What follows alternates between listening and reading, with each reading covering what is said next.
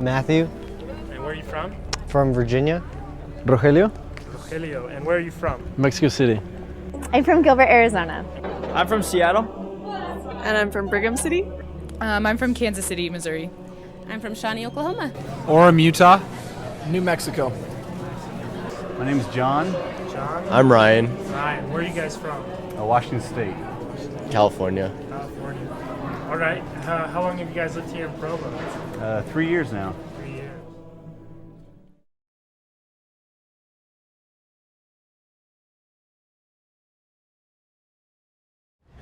I know that they're not good. So.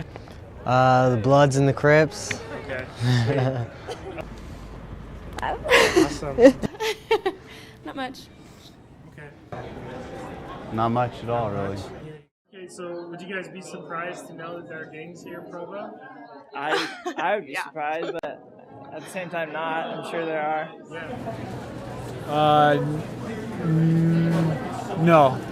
No, I wouldn't. I would say really weak gangs. And no, I wouldn't really be surprised because there's kids that want to be thugs everywhere.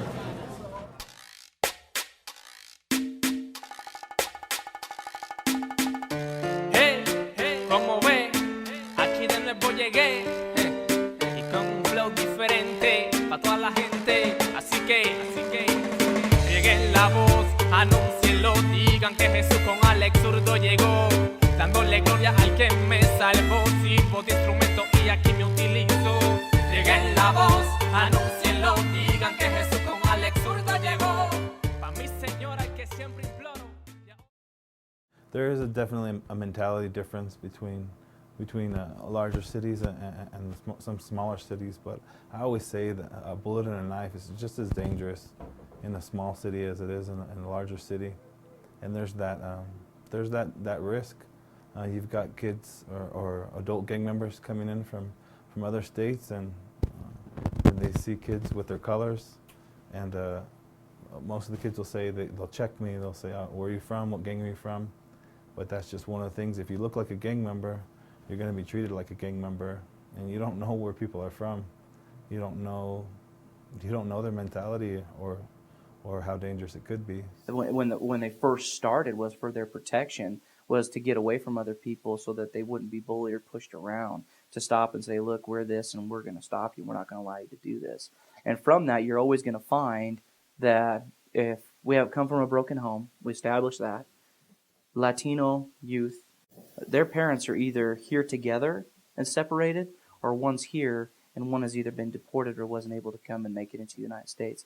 And if they are staying in Mexico or those other areas, they're going to have a huge influence from the Mexican cartels and those type of things. So there is going to be a huge influx and accountability from those individuals in the way that they act. Right now in Utah Valley, we have several gangs that are active. Some Sereno sets, they're all subsets of Bloods and Serenos, all the way up to the Mexican cartel and Sinaloa and those type of things. But we're dealing with HSWK, which is Hostile Wackies, Hated So We Kill, or High Stone Rider Crew is what that stands for. It's a Latino gang. We also are dealing with the RHD, which is the Rose Hills Devils, which is a Sereno subset. We're also dealing with the 18th Street and 1018 as well. Probably most active in the area was some Sureño sets.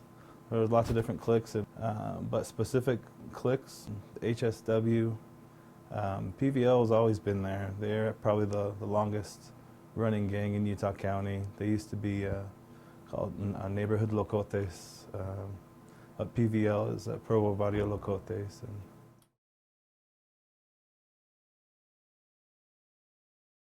There's a mix of homegrown gang members and people that have come recently over the last few years.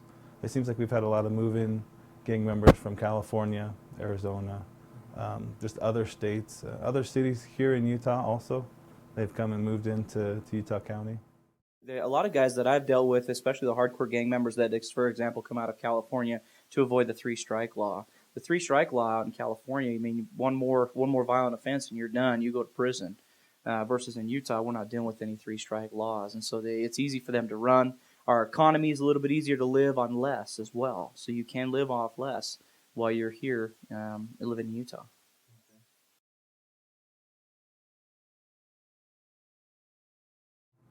Sureños and Norteños are rivals, kind of like you heard, Crips and Bloods being rivals.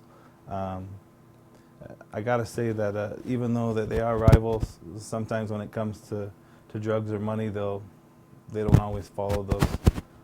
They'll break those rivalries over money. Typically, when kids get locked up with youth gangs, they don't want to cause too many problems and get more time incarcerated.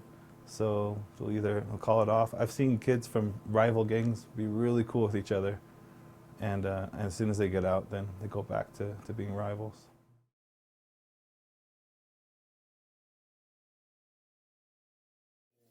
Well, right now what we're doing is we have a triangle pyramid that we focus on 3 prongs: prevention, intervention, and suppression. And in those, each one of those has their own intricate technicalities that we deal with, whether it's from the school district perspective, the police department perspective, and the community at large.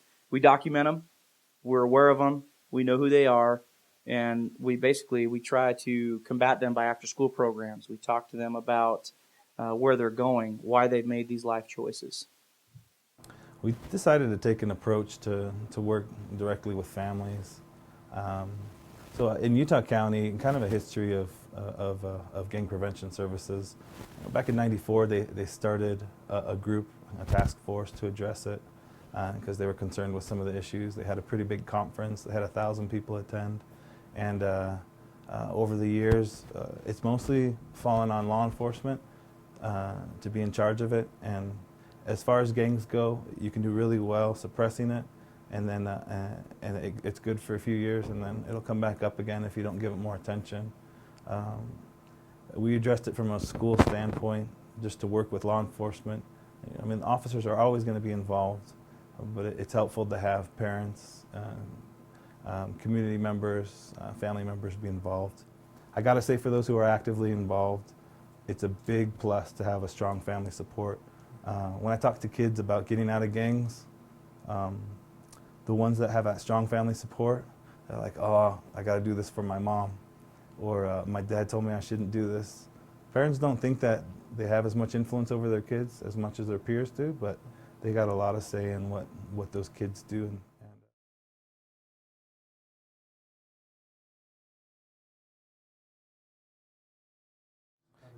People, when they hear gangs, they get really scared because you see like the really serious stuff going on in the news, and you think it's just as bad. And as far as like the Latino community, it just gives a kind of a black eye, because the majority of Latino kids aren't involved in gangs.